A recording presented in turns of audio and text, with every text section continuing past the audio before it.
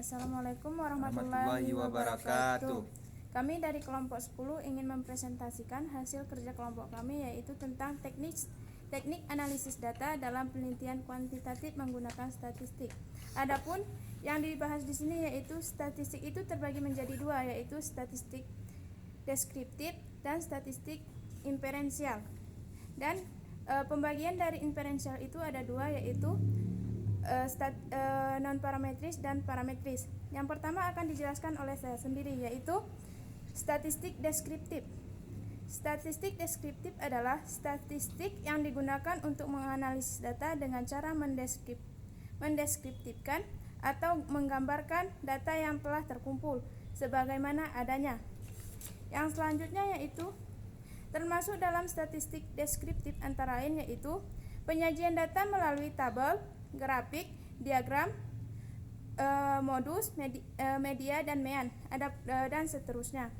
Analisis statistik deskriptif berguna untuk menyimpulkan kecenderungan data, memahami variasi data, dan membantu memahami perbandingan antara skor pada responden penelitian. Selanjutnya yaitu fungsi statistik deskriptif antara lain mengklasifikasikan suatu data variabel berdasarkan kelompoknya masing-masing dari semula belum teratur hingga mudah untuk diinterpretasikan, maksudnya oleh orang yang membutuhkan informasi tentang keadaan variabel tersebut. Yang selanjutnya yaitu statistik inferensial. Statistik inferensial adalah ilmu untuk membuat keputusan yang masuk akal dengan menggunakan keterangan yang terbatas. Analisis statistik inferensial digunakan untuk melakukan uji persyaratan, analisis, dan uji hipotesis.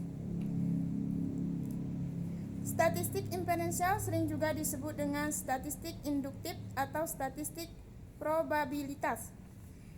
Teknik statistik yang digunakan untuk menganalisis data, sampel, dan hasil yang berlaku untuk populasi. Pemakaian analisis inferensial bertujuan untuk menghasilkan suatu temuan yang dapat digeneralisasikan secara lebih luas ke dalam wilayah populasi. Jenis statistik inferensial cukup banyak ragamnya. Secara garis besar, jenis analisis ini dibagi menjadi dua. Yang pertama yaitu jenis penelitian korelasional dan kedua komparasi atau eksperimen. Selanjutnya akan dijelaskan oleh Pauji. Nah, selanjutnya saya akan menjelaskan melanjutkan penjelasan dari saudari saya yaitu Mara Putri, yang dimana di dalam statistik interval ada terbagi dua statistik. Ada yaitu yang pertama yaitu statistik parametris.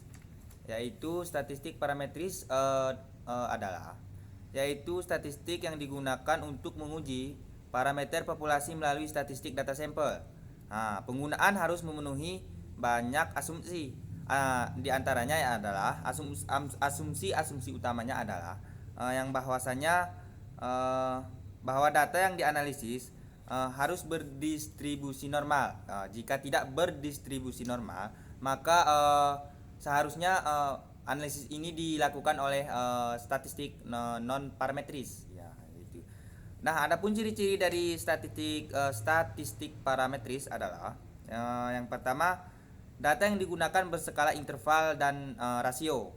Yang kedua itu data yang berdistribusi normal. Yang ketiga itu harus memenuhi asumsi-asumsi yang ditentukan.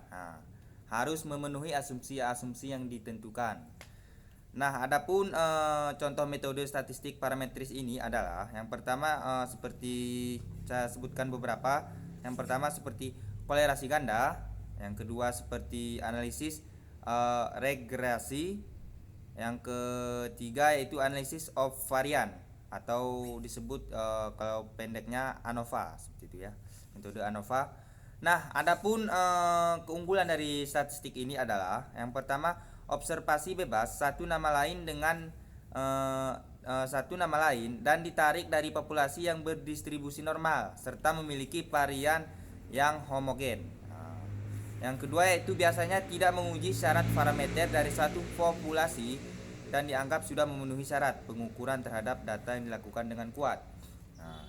Adapun kelemahannya ya kelemahan dari statistik parametris ya, yaitu populasi harus memiliki varian yang sama. Nah, yang kedua itu variabel yang diteliti harus dapat diukur, minimalnya seperti skala interval lah, seperti itu ya. Yang ketiga yaitu dalam ANOVA harus ditambahkan persyaratan rata-rata populasi harus normal dan bervarian sama, harus merupakan kombinasi linier dan efek-efek yang ditimbulkan. Nah, adapun yang kedua yaitu statistik non parametris. Di sini statistik non parametris tidak menuntut terpenuhi banyaknya asumsi. Misalnya data yang akan dianalisis tidak harus berdistribusi normal. Ya, kebalikan dari yang statistik parametris ya.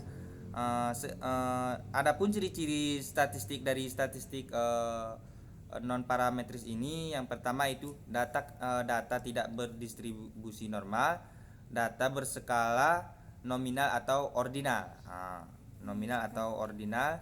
Yang ketiga, umumnya jumlah sampel sedikit atau lebih kecil ya. Yang keempat yaitu umumnya dilakukan pada penelitian sosial atau penelitian ke masyarakat lah, seperti itu ya. Adapun keunggulan dari keunggulan dari statistik non parametris ini adalah yang pertama tidak membutuhkan banyaknya asumsi-asumsi seperti normalitas. Yang kedua yaitu tidak terikat pada data berdistribusi normal, namun dapat digunakan pada populasi berdistribusi normal. Adapun kelemahannya, kelemahan dari statistik non parametris ini adalah hasil pengujian statistik non parametris ini tidak setajam atau sekuat analisis statistik parametris.